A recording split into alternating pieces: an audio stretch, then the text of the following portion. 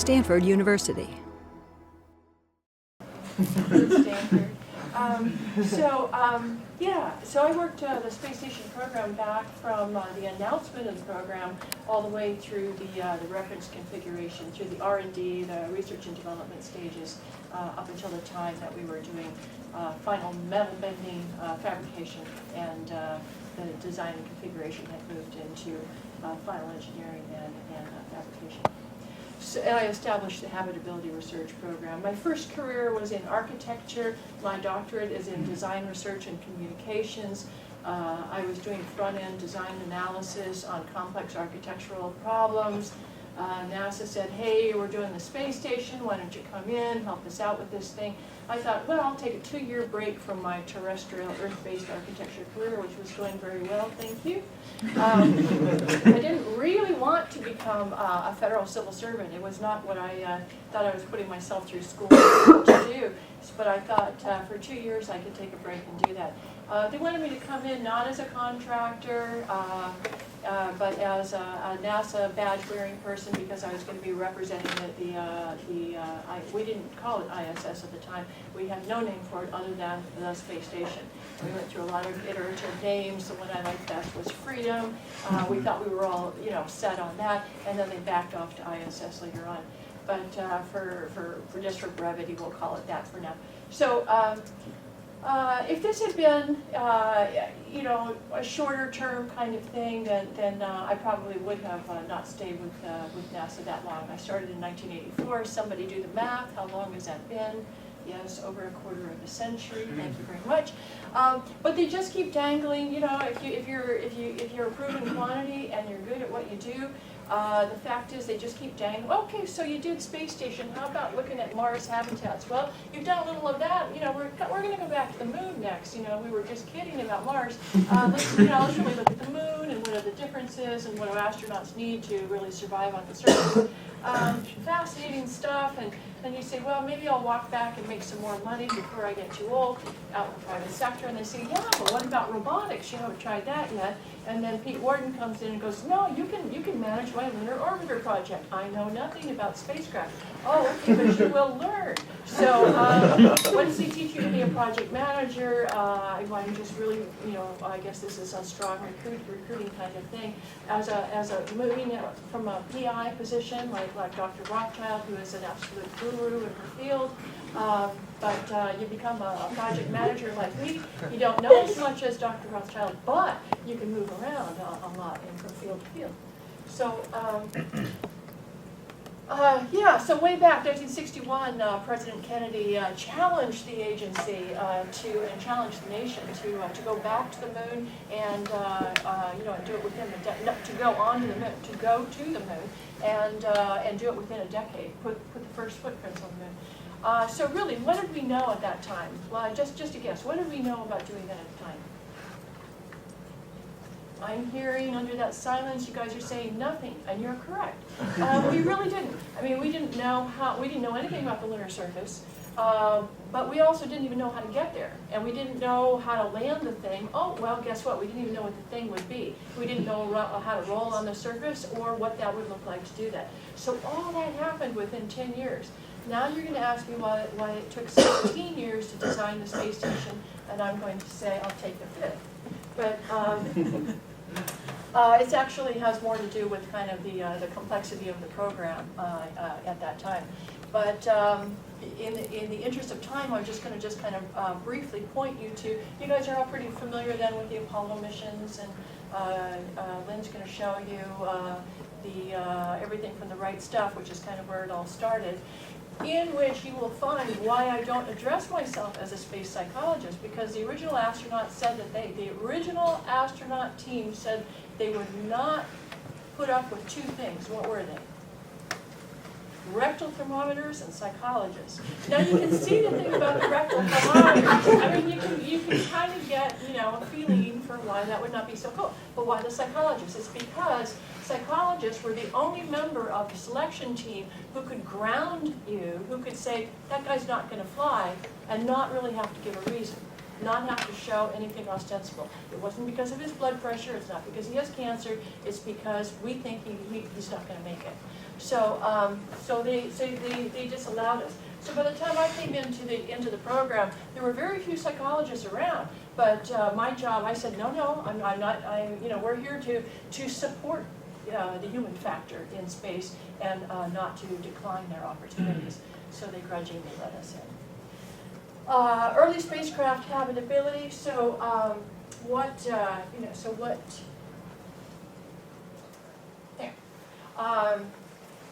these are the kinds of things that from Apollo forward up until space station, these are the kinds of things that NASA called the primary space human factors and survivability criteria. And they had to do with breathability and temperature and humidity, sensory deprivation, that kind of thing.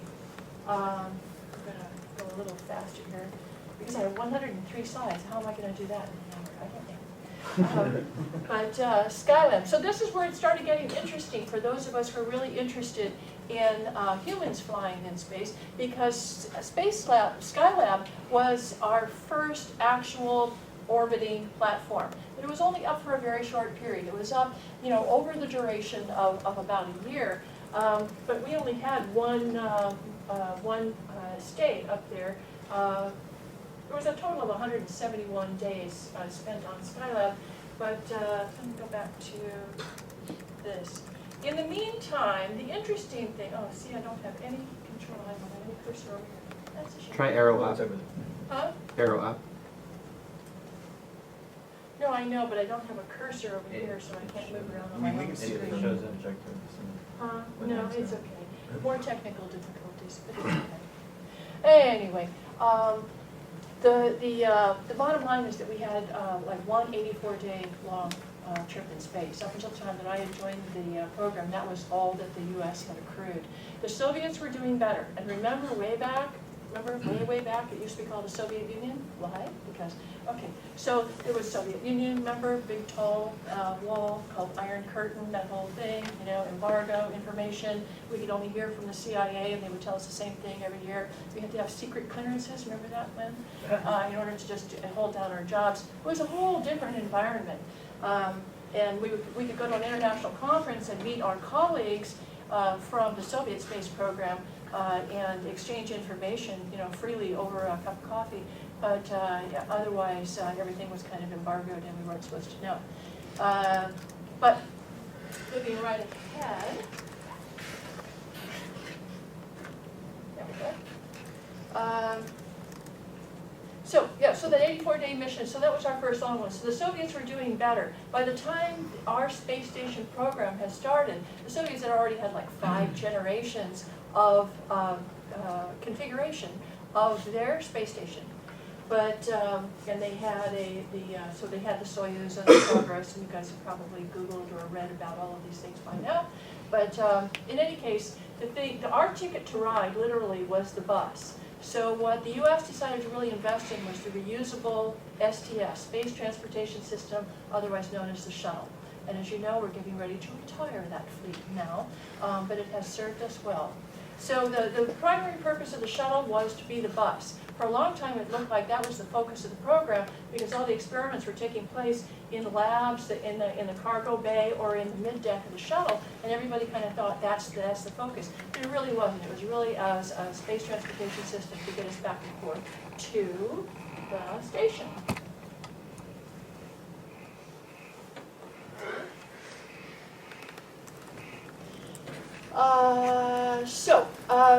When I came on board, we said, okay, we kind of have to renew this whole working definition of habitability. We said it's the extent to which an environment promotes the productivity, the well-being, and the performance of its occupants. Those may sound all fairly overlapping, but they really aren't. Productivity, you could go all the way down to minutes per unit of work, but who really wants to be measured at that level? Well-being, sort of, that's where some of the psychological aspects start to kick in, the qualitative aspects, and performance. Well, performance had to do all the way from the ability to do the experiments and to do the work for which you were assigned and for which you're actually there in space, but also your ability to get a good 8 hours of sleep. And that is not as easy, and I think you guys have heard a little bit about that, have you? You've had some lectures now on the difficulty in spatial disorientation, and I think you mentioned the word vomiting, the big V word, you know, it's a big problem in space. So it's the degree of fit between individuals or groups and their environment. The extent to which an environment can be considered ecologically sound and humane. And the level of environmental acceptability by the users, the qualitative aspect. So we will move forward with qualitative studies and post-occupancy evaluations if that is determined. I and probably, you know, most every other old space station person has now submitted a proposal into the ISS utilization call. Are we competitors? Do you know? No. Research facility under construction, low Earth, so I decided to withdraw my withdrawal inspection. Research facility in construction in low Earth orbit. You guys know the basics. The completion of this is supposed to be next year now. Remember, we started in 1984. The largest artificial satellite in Earth orbit. It's roughly about 200 nautical miles above the Earth's surface. You know that it's a joint venture between many countries, 13 different countries in Europe, Russia and the U.S., also Japan and Canada. Continuously staffed since the year 2000. Now, these are the kinds of things that my team and I were starting to look at, because we had to really stretch out our minds, go back into before there were computers on the desktop. We had to go back and really look into the literature and do archival research, and there was kind of a blockade. We couldn't talk directly to astronauts for a long time until we kind of earned our chops in the system. But these are the kinds of things from studying other environments that we knew about, like offshore oil rigs, nuclear submarines that spent 90 days underneath the polar cap when they were down, Antarctic research parties, especially when they were doing winter overs. The summer overs tended to be more like long parties, we found, but some up in the Australian stations, Casey, Mawson, and Davis, they stayed for a year at a time, and if the icebreaker got stuck coming in, it could even be longer than a year. So these are people who were really cut off from friends and family and nature, and they couldn't go outside for a walk easily. My work in architecture beforehand, we had been doing everything from underground communication command control centers to very hot climates, very cold climates, the kinds of things where you just couldn't open the door and easily go for a walk. But also you weren't in a institutional situation like a prison or a mental health facility. Nothing wrong with that, but it just wasn't the kind of thing that we were looking at, because we wanted to be in the mode of really looking at people going indoors to these kinds of settings with heavily programmed work, work that really made a difference. They were there for very specific purposes. They were under a lot of scrutiny, and you really wanted to ensure not just their survivability, but that they would thrive in the environment. And back to those things, productivity, well-being, and performance. So those are the kinds of things that we were looking at. The lack of environmental stimulation is one thing that we really took to heart, and I'll show you some of the results of that in our work. Behavioral costs of chronic stress, fatigue, depression, eating disorders, social withdrawal, decreased alertness, reduced productivity, decreased motivation, irritability, and interpersonal conflict. Not a lot of that reported. Prolonged sleep disturbance and disorders, transient disorientation and spatial illusions, psychological trauma, and hallucinations. Yes, it does happen, ladies and gentlemen. Spatial habitability research. I guess I don't have time to go into all of this. I'm just going to put it up on the screen to show you that that's one easy point of view into our program about the span of the work that we were doing. At one point, I was managing about 100 people across the country doing in 6 different major lines of work. But it was all toward this, all toward the space station, this is a completed form of it. It took a long time to get there. But let's go back to the beginning. So on our team, back back in, so then in the mid-'80s, here are some of the plexiglass models that we were working with.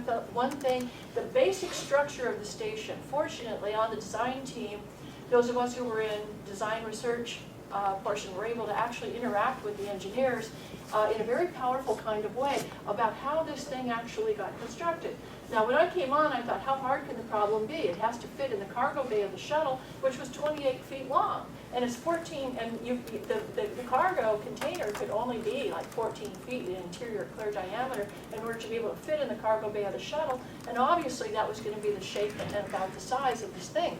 So how hard can it be? Well, it turns out that that's a very sensitive pressure vessel. And you've read about space debris, and you can Google about space debris, and you know it's a huge problem. And I saw a graphic recently that made me think, oh, I never want to go up, because it's really, getting to be quite a cluttered environment. Stock tip. I think that the people who are going to make the biggest money in space first are not the people who do space tourism. No, I think it's going to be the people who figure out how to clean up the space debris. It's going to be the trash collectors up there. Invest in that. So, so we had to figure out how to pull stuff away, how to be able to move around in this environment, how to be strong. We also had to be able to pull away from the skin of it, because if the skin got penetrated, then you would have a vacuum leak. And so far, we humans have not learned how to breathe vacuum. So we got to interact on that, and at all levels. I'm just kind of taking you on a historical mystery tour right now. These are some of the mock-ups that we did. More mock-ups just to show you that we had to really get smart about how we were going to not only pull things away, but also the corporate client, because we wanted this thing to be up there for decades and decades. Right now, with the cancellation of the Constellation program, one of the happy things is that space station is now going to be utilized through 2020. Well, actually, that's kind of still, in my book, kind of a short period of time, given that final construction is not going to finish until when? Next year, 2011.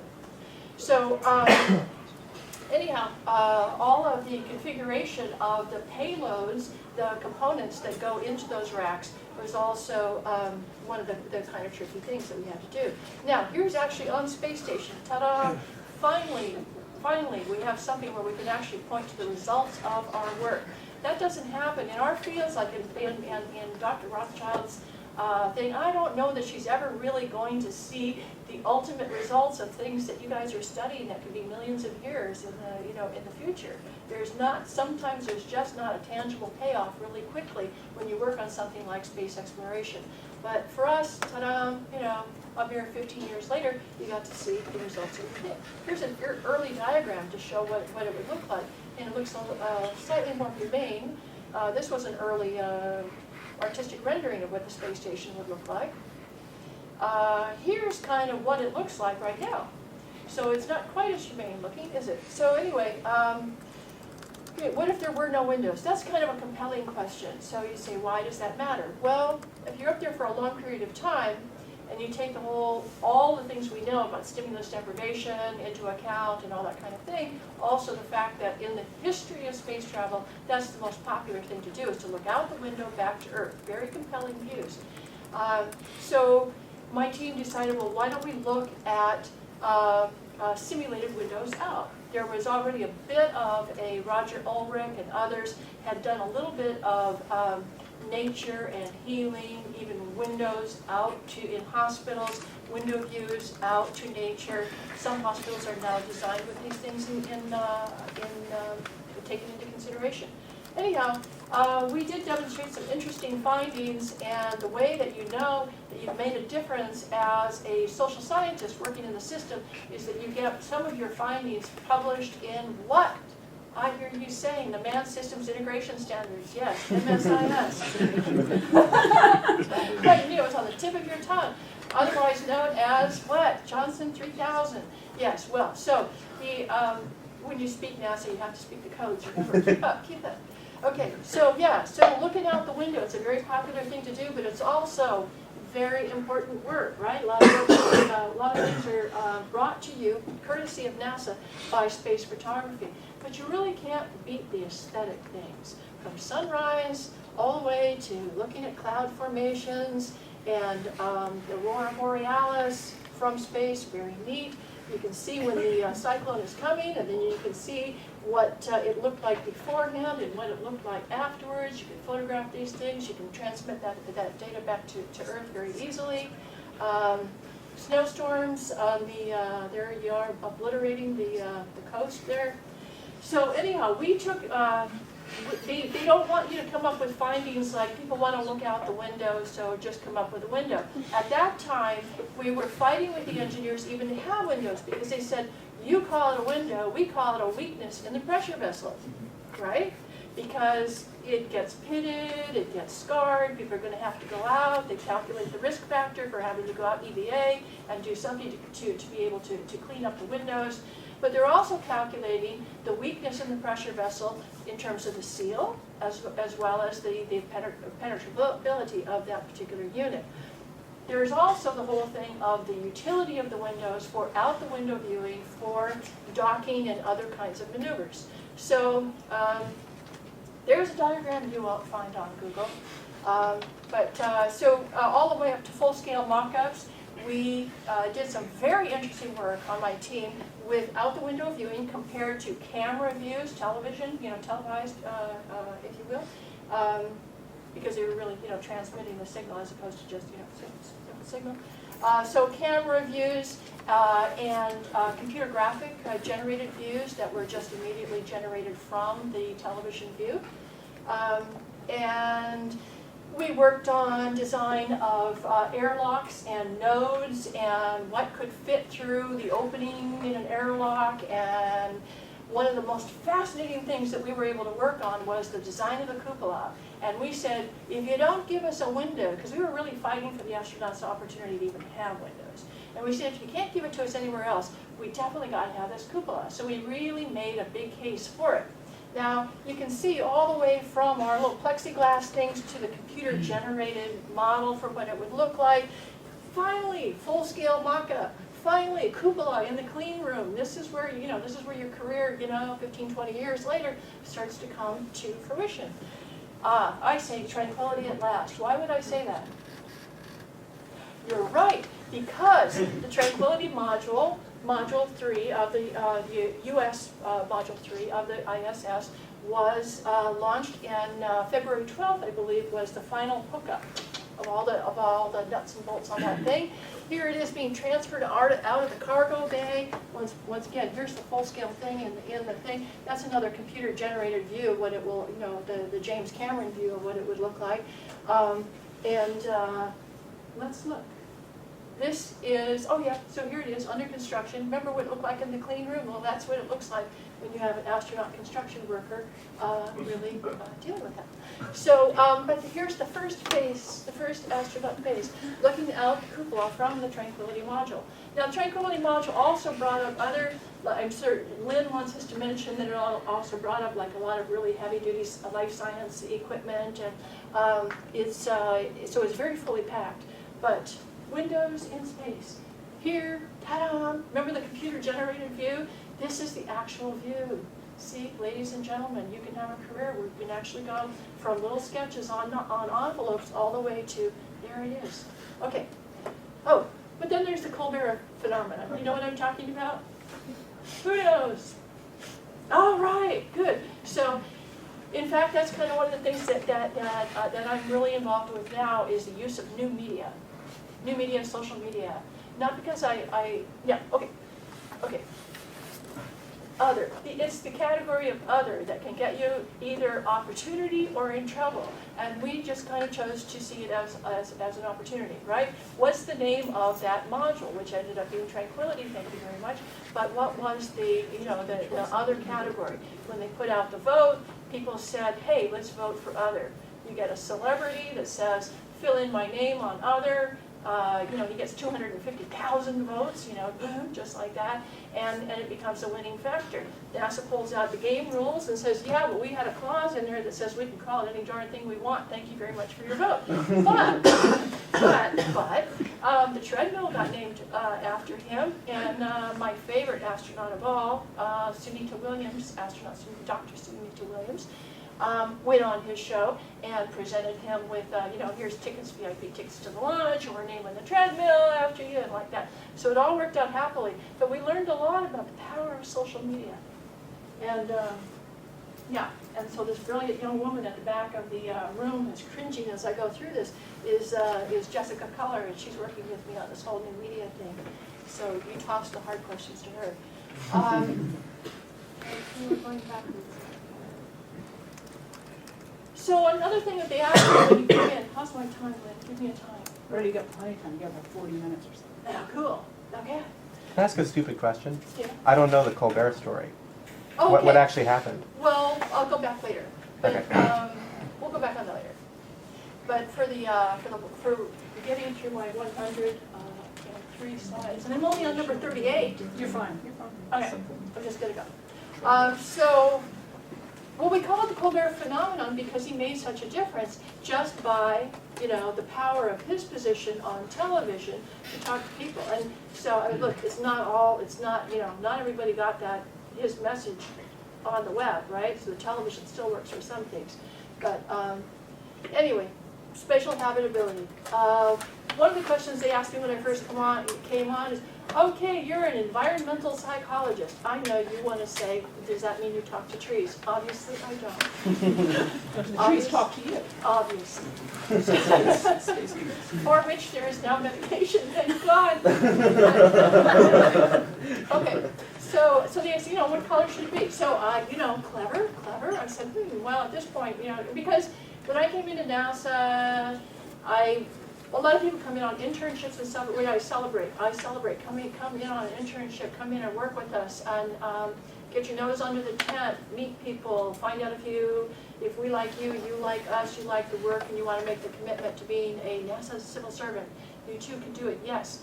Of course, I didn't do it that way. I came in from industry, so they said, well, if you're going to come in, you can have a seat on the space station design team. You're going to have to, prove it in what I call Shark Tank. So I had to come in and give lectures at Ames, and I had to give lectures at JSC and at Marshall. And you're giving lectures to your peers who may see themselves as your competitors because the field that you're about to establish hasn't really been established yet, and it's offshoots of their fields in life sciences and human factors.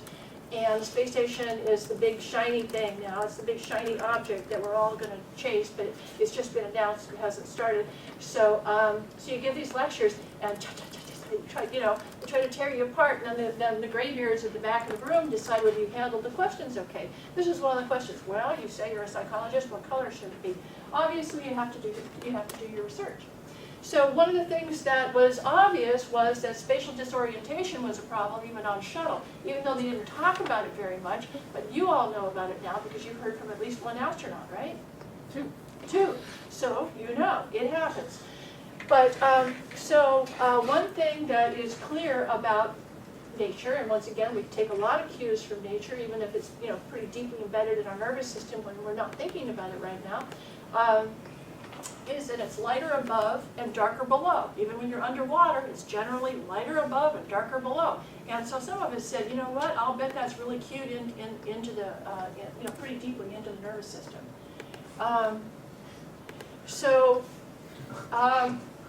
Clever, huh? So anyhow, if you look at these, and you can see what there's in a weightless environment, and stop me if this is all repetitious, but when you're in a weightless environment, unless you really direct what the local vertical is, you don't have the cues, right? The ortolith cues. You don't have the cues to tell you, oh, I'm up right now. Well, you can get used to that over time. But in the first few days, and especially if you're coming through a complex system, like you're coming from one module, you're going through a node, or you're going through an airlock, and then you come out and you're in a different position relative to the local vertical, i.e., the way that the equipment is configured in that particular node or in that particular channel that you're coming through, it can be very disruptive. If it gets disruptive and you start vomiting, you feel sick, so what's going down? Your productivity. Yes, I know somebody said about the gentleman who talked about vodka. It's true. What did he say? It was dangerous and disgusting to vomit in space. It's true. But it also is problematic because it's just disruptive to the overall reason why you're even up there. And these are very high achievement people. These are very work-motivated people. Jessica only thinks we work hard. These guys work really hard. And this is what I mean by coming through an airlock, and if you come in. So one thing that the Soviets did is that they painted different colors for things, but there wasn't like a really. What's the main difference between the way that the Soviets designed their space stations, ultimately 8 generations of design of stations, and our International Space Station, joint venture with many countries? What's the primary way that the engineering was different?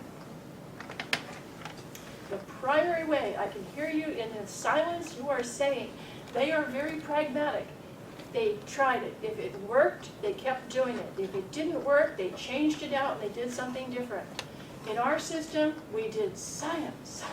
We did research. We did all these studies in the ground. One rather unfair but kind of colorful way of looking at that is that we spent a lot of money trying to figure out a pen that would write in space. What did the Soviets do? Pencil. They used a pencil. Okay. So anyway, so here's some of the, I don't know, I won't go into too much detail, but here's once again, can you see how spatial disorientation could be a problem, even in a contemporary space setting? So through research by which we legally made university students very dizzy, we found that regardless how disoriented they were, if it was lighter above in the suggested vertical field, if it was lighter above and darker below, they felt more upright. So we translated that, and once again, that got published in what? You're right, the MSIS, Man Systems Integration Standards. So food and olfaction, I feel that the fellow talking about vodka and space food probably outdid me in this. I don't know that I have that much to say. But my favorite astronaut, Sunita Williams, was quoted as saying, "I only suffered through 1 can of meat this week, so I think the stink is going away." So as food science is not exactly perfected yet on space station. But what it was when I came in 25 years ago was all these dehydrated things, and they would try to squeeze and inject water in these pastes, and they were all squeezing stuff out of stuff that looked like toothpaste tubes. So it has definitely improved, but there is a long way to go. This is what it used to look like, and I'm showing you this for a purpose. I'm gonna lead you on a little tale here by showing you this. This is the way that they eat on the shuttle, and this is actually a very old photograph, and nothing has happened that's really different. On shuttle, they pretty much strap the food tray either to a locker, as he has done, or they strap it to their knee. So they strap it, and only so much Velcro is allowed. For why? Why would there be a limitation on Velcro? Everybody thinks Velcro is a solution. It's because the little teeth break off. And in a microgravity environment where everything is recycled, remember you're trying to save everything, closed environmental life support system. So you close it all off and all those little teeth get caught in the filters. This one thing that the astronauts are still doing too much of is housekeeping. Too much time spent cleaning filters, too much time changing things out. So anyway, it is useful to know that that's what it used to look like. Oh, and this is all the way back to 1973 on Skyland. It really doesn't look that much different. You could say that this could be like 1993, right? 20 years different, kind of similar looking. One thing that my team took on was the shape and size and utility, the function of a table. We said, and we went back, not quite back to King Arthur, but back all the way to the Geneva conferences and other places, and we said, the way that people really get it together is that they meet around the table. When they really want to conference, when they really want to have a communication with one another, we have to have it at least one place on the space station where everybody can congregate, everybody can see one another eye to eye, and going back, it was a roundish table, a round table or a roundish, kind of sometimes oval table in the White House that really got you to kind of equanimity and eye contact and other kinds of things. So we had a very brilliant architect, Dr. Mark Cohen, who served as the designer on that. And by the way, this was not only won industry awards here, but it was exhibited at Pompidou, and so we came up with something, I guess, that was pretty good contemporary art. However, it was not actually selected for space station, unfortunately. But I'm going to show you kind of why that might be. Here's a look at in one of our mock-ups out at SciArc, which was an architectural school in Los Angeles, that for which we had students on working on grants and doing some very interesting work on inventory systems, stowage systems, and then utility of the table. This, with fairness to other centers, this was a JSC concept, really quite cool. This is a JSC concept for what it would look like. A little more linear, but definitely a place where everybody could congregate. So I think we're making some progress here in looking at what could be done. Remember, I said mock-up, not real. Okay, this is what it actually looks like today. That's actually the only table at which they can eat in space right now. So as you can see, we still have a long way to go before we have something that we think would really meet everybody's needs. So it's still at pretty much, in my book, kind of a survivability level. Just in case you saw the early kind of glossy renderings of this thing about how it was going to look, and you thought it was going to be really highly compelling. So you talked to Dr. Chris McKay, right? He was here. So Chris is smart enough. He knows if he takes people all the way to Antarctica, or he takes them out to the Atacama Desert, he's going to find a piece of plywood, or he's going to find some old railroad ties, or he's going to do something. But they're going to sit around a round table at night, or they're going to sit around in a circle at a campfire or something. But anyway, I just wanted to make a point. And here we go. You're leaving just when we get to fun and celebrations. Fun and celebration. Okay, so it's a big part, flying in space. And I think one of the really cool opportunities for young people right now is to start suggesting online games that could be customized for astronauts, living and working in weightless environments, or other kinds of kind of physical toys and games. I'd love to see that. Besides investing in space debris trash collection, I would invest in the right space toys. Stowage, organization, inventories. Yeah, so it all starts with checklists. Everybody's got checklists, from pilots all the way through astronauts. Everybody has to stay very well organized. Now, the problem for us when we were first starting Space Station is they said there are going to be, at any one time, no fewer than 20,000 loose moving parts, or things that could be loose and moving at any one time. And when they're moving, they're not just sliding across the table. They could go anywhere. So how do you keep track? And remember, at this time, we were working on our first desktop computers had 512K capacity and a little smiling face and sometimes like a little cherry bomb. Do you know what I'm talking about? Okay. Some people don't. The cherry bomb was not a good sign. The cherry bomb of the first Macs, what we call the little smiley Macs, and they, later they became boat anchors, but they were, cute little things. But we could do graphics on them without being tied to some huge mainframe computer and doing some big CAD, which stands for what? Computer aided design. If instead of being somebody who was like trained in really super complex software and all that kind of stuff, we could do graphics. And we even did an operational simulation working just with these 512 Macs. We did a lot of stuff paper and pencil, but we could translate it to that, and then we could port stuff over to before there was an internet. Okay, I can go. Jessica is going to give me the eyeball if I go into any more of those when I was your age stories. But anyway, keeping track of all those loose moving parts and stuff actually really does kind of fit into the whole habitability world. Here's what one of our colleagues did, and he was more on the information technology side of things rather than space human factors. But you'll notice in NASA that actually the walls, the membranes between the fields are pretty thin.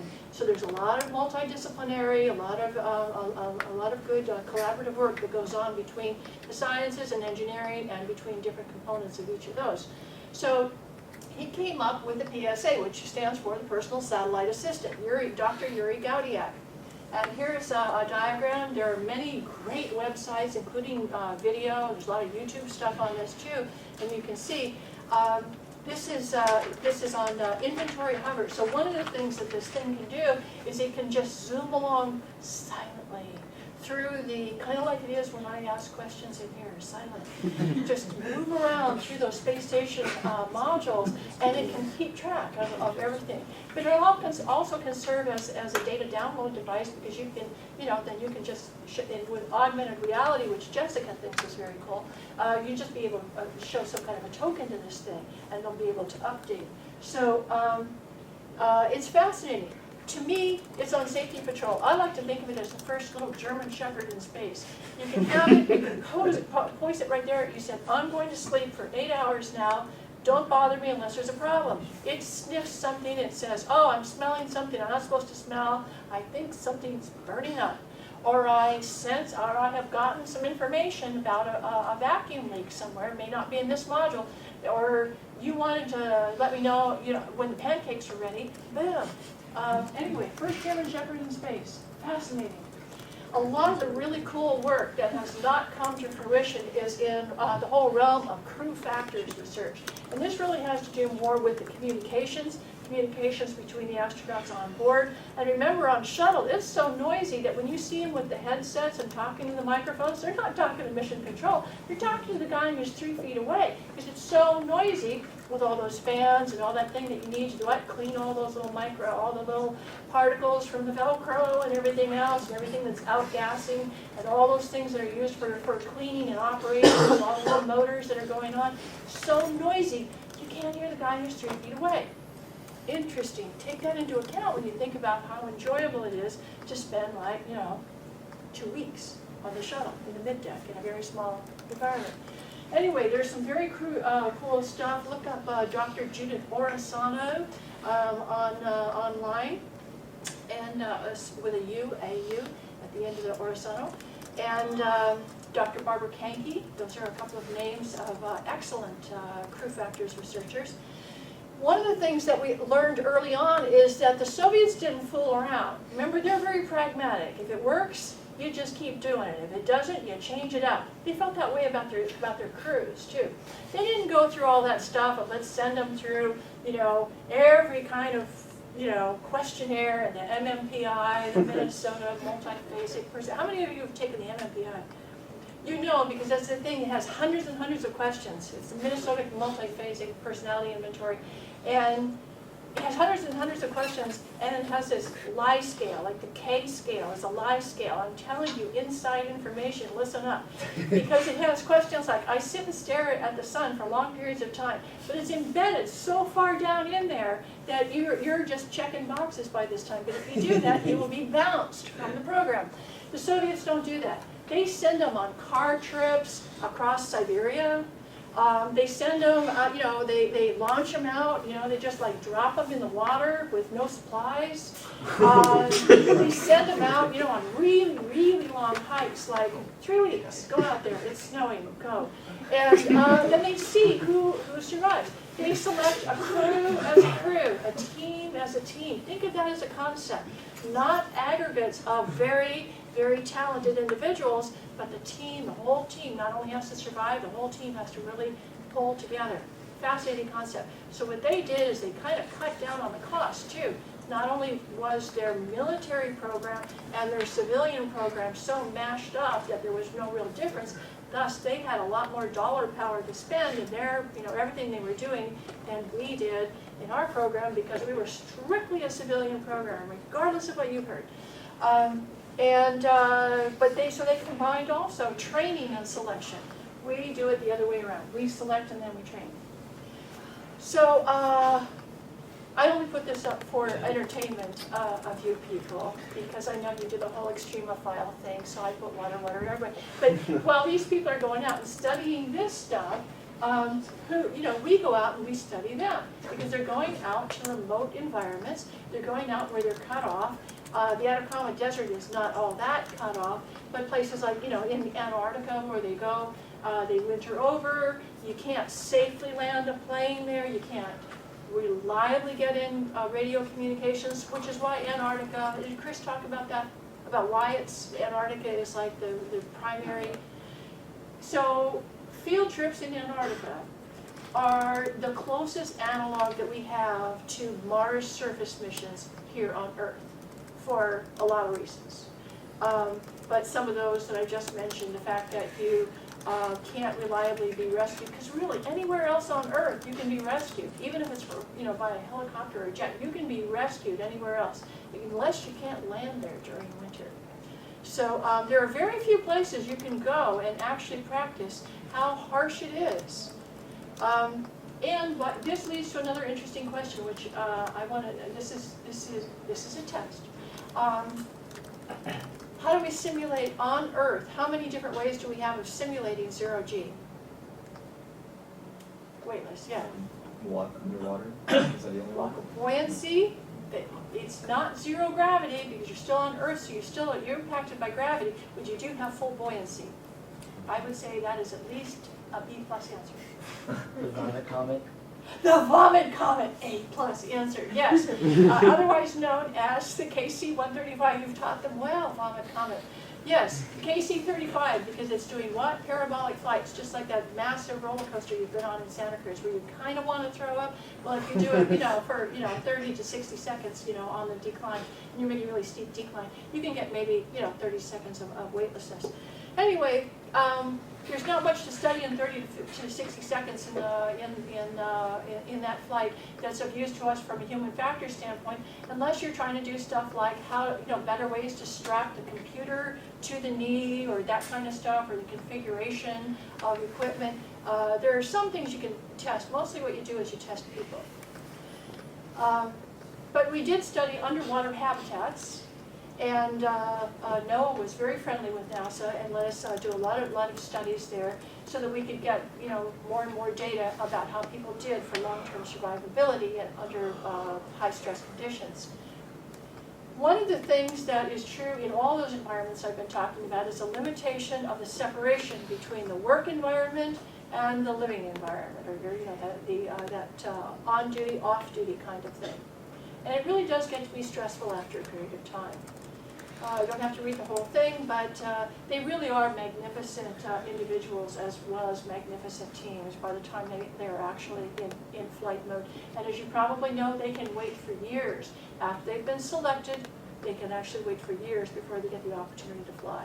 But Commander Bob Cabana says, we have an excellent international cooperative partnership. These are guys who have worked space station for a long time. You also have limited roles. Down here on Earth, you may be a noted astrobiologist and a Little League coach and a noted international speaker and very good at canasta. I don't know. But you can have a lot of different roles. In space, you really pretty much are a coworker. Pretty much you're a coworker, and sometimes you try to be, a coworker with solitude. But now there is a breakthrough in terms of the isolation loneliness factor, and it's called what? Twitter. You're right. So there were Twitter. What's the date of the? I don't know what the date of the first Twitter was that was relayed down to Earth. Jessica probably knows this. But the first Twitter that was just January of this year. The first actual Twitter from space, where we actually had the right connections and the right opportunity. So now they're going to be able to do email from space directly without going through mission control. Think of it. That's a huge thing right there, of not sending all the communications back through the mission control operators. So anyway, that's one of the things that Jessica and I are looking at, and I just submitted this proposal. Maybe we'll do some things kind of looking at social media use compared to conventional kinds of communications, and what that has to do with everything from confidentiality of data to, is there any difference in the policies that you would want to enact for ground-pounding space people, space explorers, i.e. those of us who are NASA badge people who go to offices, versus people who are working in space who are also NASA employees? I don't know. We'll find out. Cultural area, what does it say? Crew privacy requirements. Oh, okay. So what's the definition? Hide it. What's the definition of privacy? What would you say privacy really is? If you're working on a serious kind of thing like designing the space station, you had to convince the engineering team that it was important to study something like privacy and come up with privacy requirements, delineated requirements for crew privacy.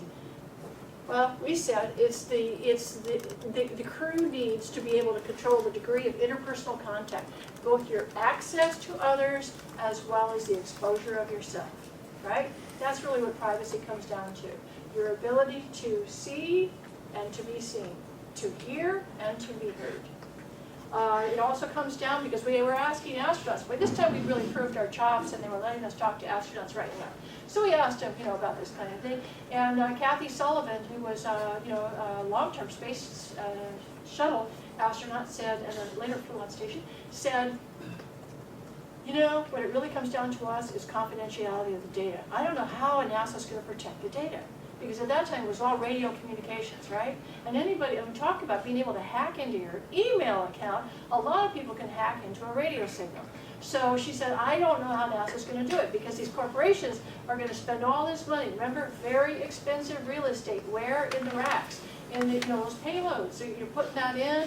You have an astronaut mission specialist. He's working, making sure that the whole, thing operates correctly. But that payload specialist is paid to be there to operate that equipment to get those science results.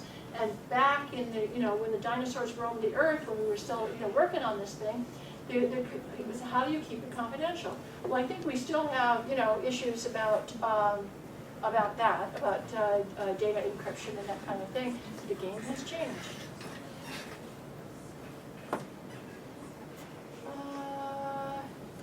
One of the interesting questions that really hasn't been explored yet is how to provide options for solitude, necessary, and limited social interaction and group activity.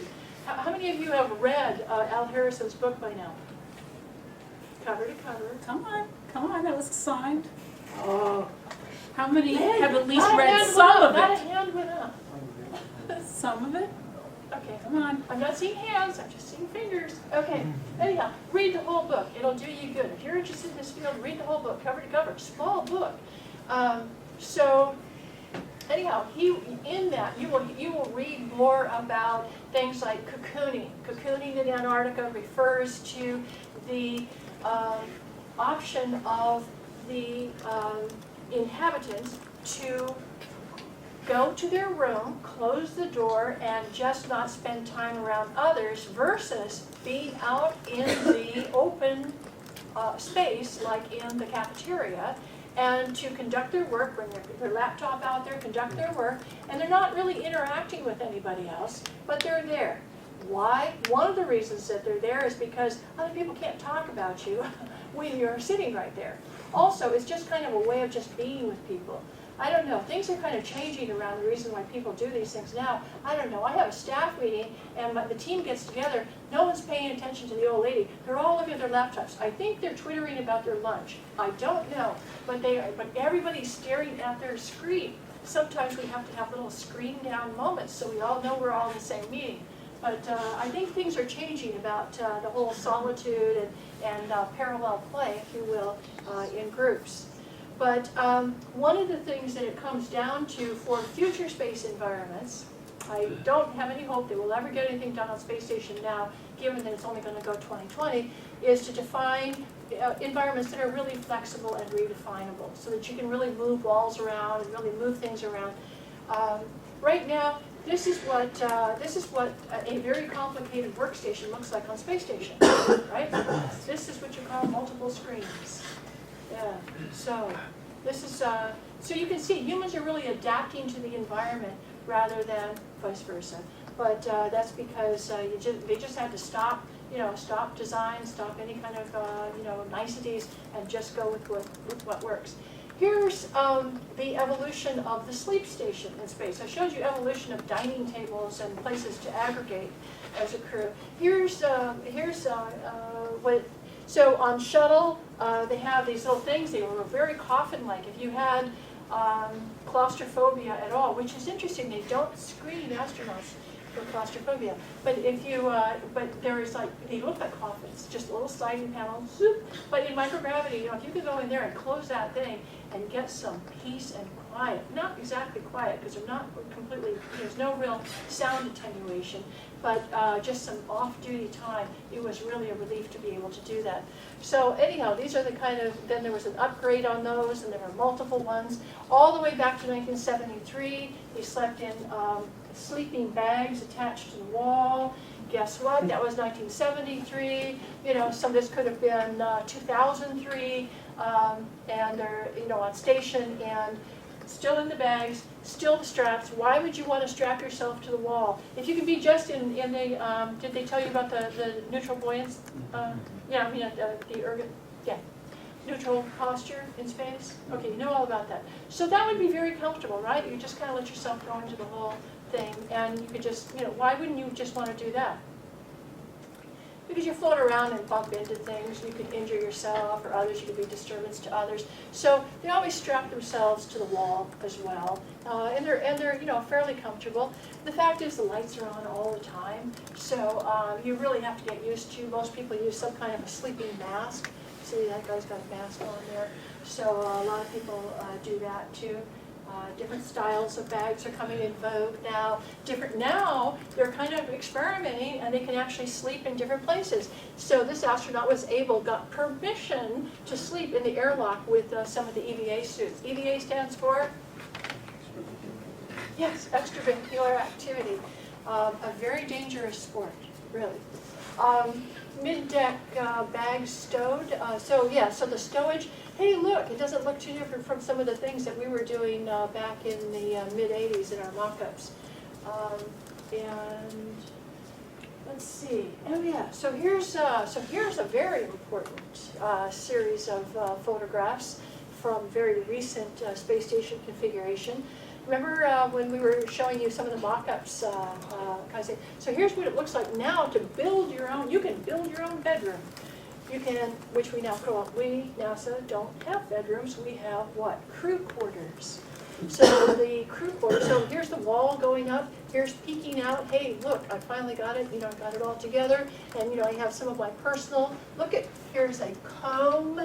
You know, a hair pick kind of thing there like that. You know, other kinds of stuff in Ziploc bags attached. You know, that's how you would stow your stuff in there.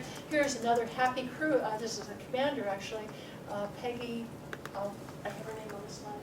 But anyway, astronauts who can now go into their own crew quarter for the first time on space station and close the door and actually have a little bit of peace and quiet, and you can see there really is some degree of padding, which would help to really attenuate the sound. Here's crew cabin evolution. So these are some of the mock-ups that we did, you know, way back then to show the kinds of components. And at the time, we actually had to do, this is one of those historical dinosaur stories again, before there were laptop computers, before there were computer systems where we could do this stuff easily, we actually had to build models and, you know, use everything from Gumby dolls to using other kinds of articulated kinds of human models to be able to decide, to be able to determine how much volume it would take to don and doff, meaning with NASA, we can't say it easily. We have to say don and doff uniforms rather than take them on and off. Remember, the challenge for the human factors people is to try to stretch it and give the astronauts as much space as possible. The job of the engineers is to shrink it. The job of my team, on top of that, was not how big we can make it, is how big we can make it seem. Both through tricks and also configuration. So anyway, you guys know a lot about probably the difficulties of sleeping in space and fluid retention in the head and headaches and all that, right? So that would make it very difficult to sleep, as well as I showed you the kinds of environments where you would be sleeping. Dr. John Glenn, going up into space as our first real elder in space, helped us a lot by by participating in sleep research. Personalization. This is, you know, one of their. Oh, look, see, astrobiology poster in Antarctica. Don't you feel? Okay, so. It's a Stanford banner. I think everyone's looking at it. Yeah. Up There the you left. go. Huh? Oh, Oh, the Stanford banner. Boy, the eyes went right to it, didn't they? What is this about? Personalization. Well, as you can see, I mean, there are, this is the Russian space station. And then this is one of our mock-ups. And yeah, personalization is very important. Humans like to be able to mark their territory. We don't create yellow snow like my dog does. We put up stuff, and it's important. And it's important to be able to have the space to do that. So we tried to get that stuff into the MSIS, Manned Systems Integration Centers, but it didn't work as well. By now, it's all on the tip of your tongue. If you're not completely asleep, you're wondering, how do you go to the bathroom in space? This always comes up. So let me just say, it involves a waste collection system that is comprised of vacuums and fans, bags, and filters. There are handle grips on the equipment. Are there any other questions? Okay, zero gravity toilets, Google it. There's a lot of information about this. I think what's more fascinating, before we had the high tech, how did the Soviets do it? Well, because remember, they were housing people in space long before, for long periods of time, long before we were. There, you know what part of the space debris problem is out there? Old Soviet fecal bags. Because when they got, they would collect the stuff, jettison. The stuff does not break down until it actually really does do re-entry. So you don't know. There's no data on this. But the treadmill turned out to be one of the very most, the most successful kind of way to be able to do the exercise in space required to keep in physical condition because of the problems with what? Heart, bones, and muscle, right? Decalcification, bone loss, problems with the whole fluid retention in the upper body, congestion around the heart cavity, deconditioning of the muscles, big problem. The Soviets came up with a treadmill that they used for a while. For a while, they used this thing, and I'll show you. I'll talk about the penguin suit in a moment. But another thing, they came up with the first treadmill in space. But it relied on bungee cords. They used bungee cords a lot. They used bungee cords and straps to strap the astronaut down.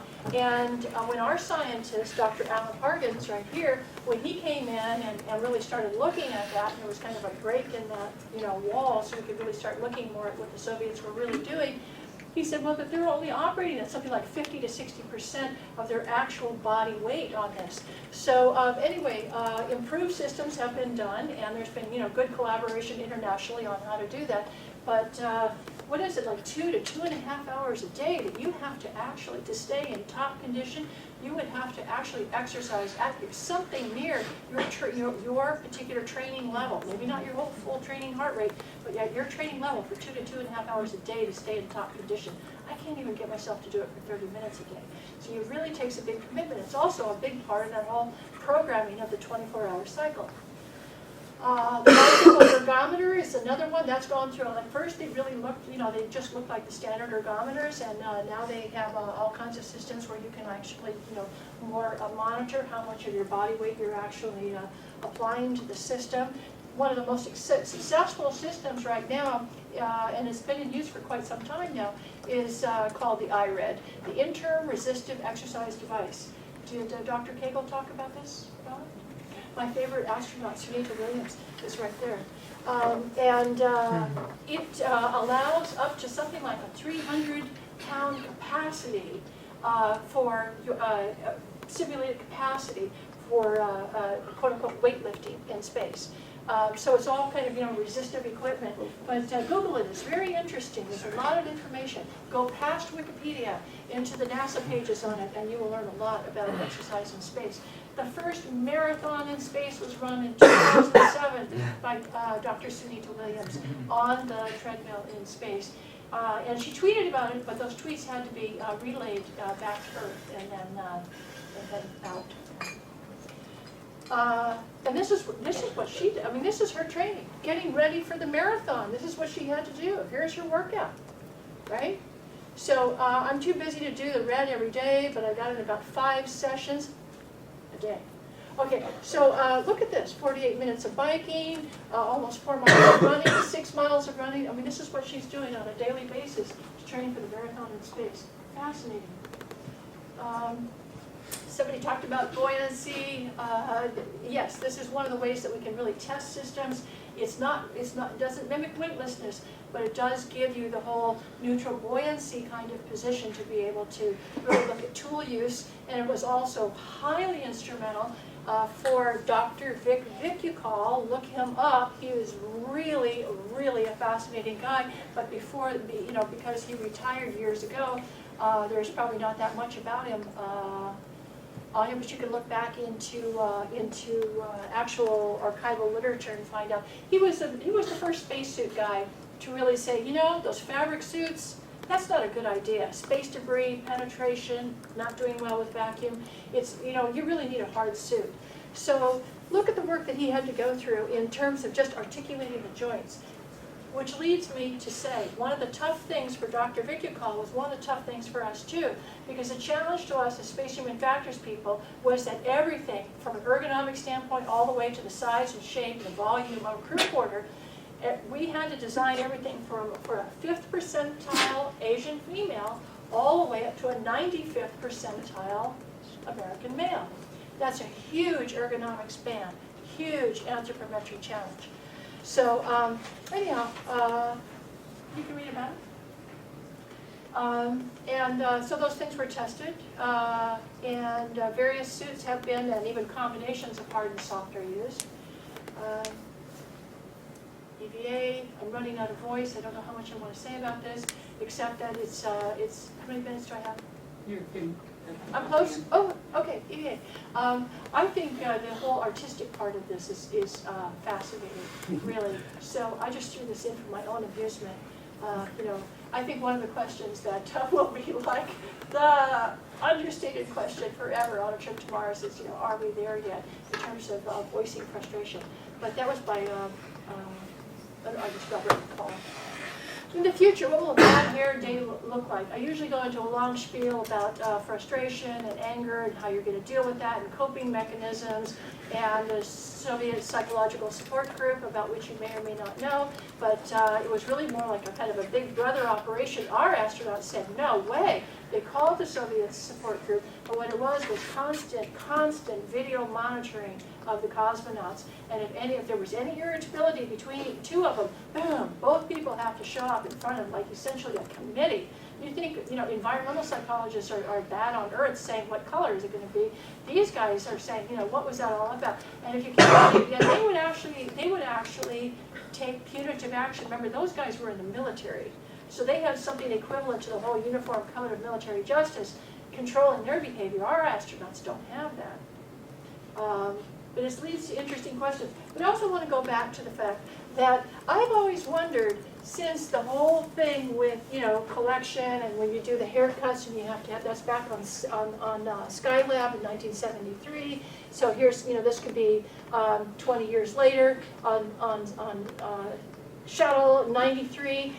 This could be, like 2003, looking out the window on station. Why do the females always get to have the big hair? I mean, people with big hair are great, but I mean, I don't know. It still gets to be uncontrolled big hair in space, which I've never really understood. Last view, purchase slide. Just click on it. Click on what? Can I go? Oh, man. That's a mystery tour back here, isn't it? We went a long ways. We went a long ways, my friends. We did. Oh, we've talked about all this stuff. Look at how far we've come. Phew. It's like watching your whole life flash by.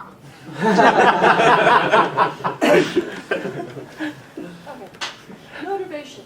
I like to think about, really into the future on Mars. One thing that's not going to be motivating is your paycheck. Also, whether mission control is happy or unhappy with you, not going to matter a whole lot. Really, what are the motivating factors? What about when heroism is no longer a big part of this? So anyhow, this hasn't really been looked at, but for you budding space psychologists out there, I would say it's definitely one thing that we want to look at. And the whole thing about leadership and how the breakdown between, one of the things we've really learned from the Dr. McKay and other kinds of leaders who are really effective. Did you like him when he came here? There's a lot of people nodding. I like him a lot too. Chris McKay is one of those natural leaders. I mean, you could put him down at the bottom of the caste system with 40 people in the Antarctic and say that this other guy from the Navy is actually in control, but everybody will end up following a Chris McKay.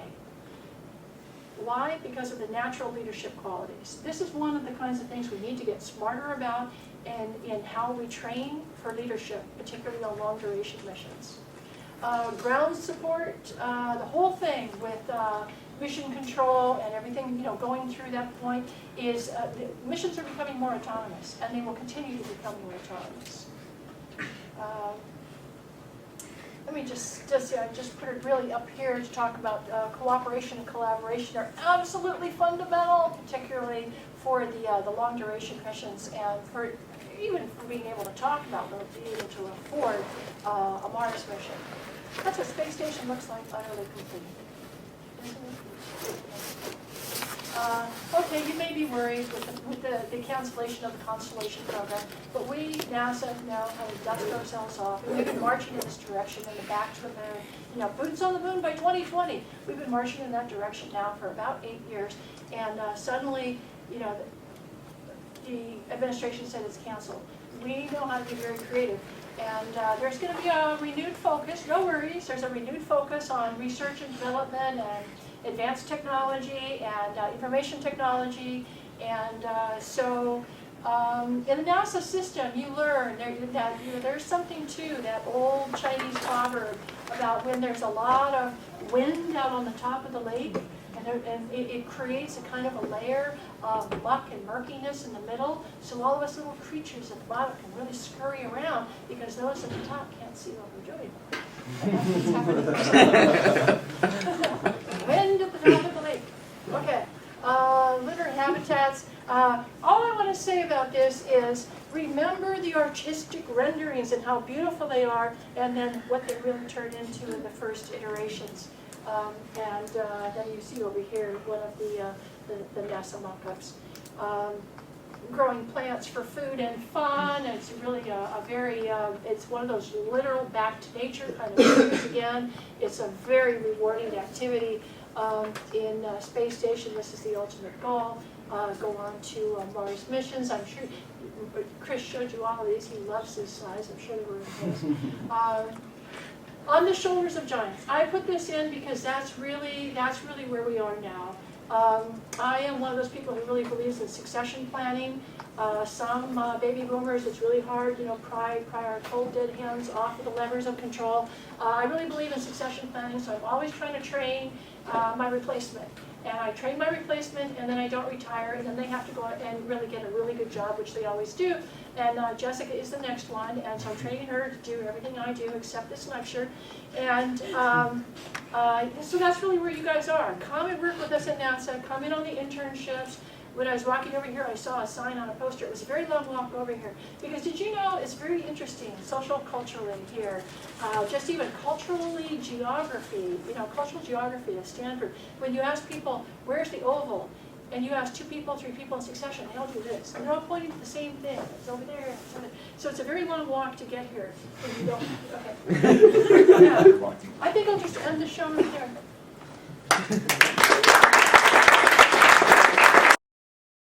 For more, please visit us at stanford.edu.